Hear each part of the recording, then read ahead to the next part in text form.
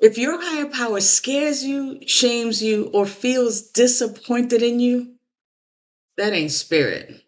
That's the story that you were taught. And it might be the very thing that's keeping you stuck.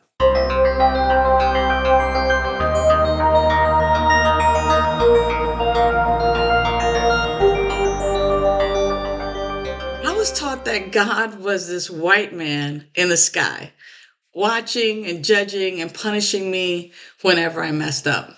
Welcome back to A Spiritual Remedy. My name is Sunshine Daye, and we provide spiritual support for people in recovery.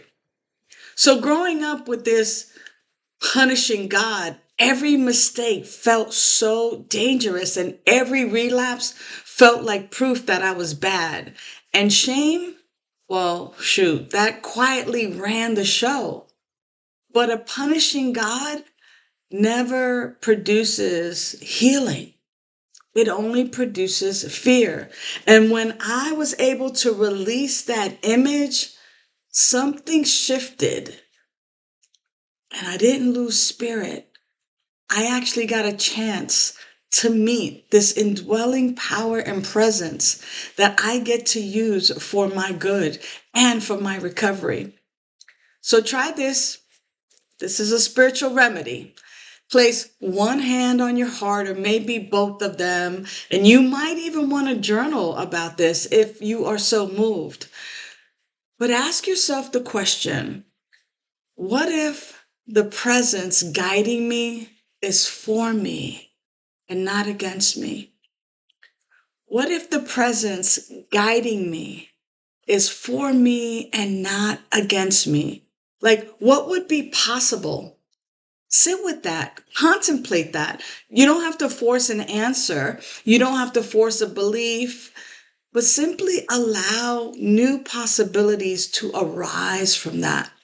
Because here's what I know: spirit is not punishing, spirit restores. And when fear leaves the picture, honesty becomes possible. And honesty is actually where recovery lives. Let me say that again because it's important.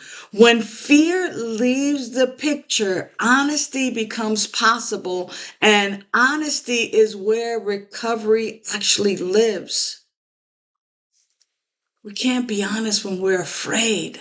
So when we release that fear, we can be honest.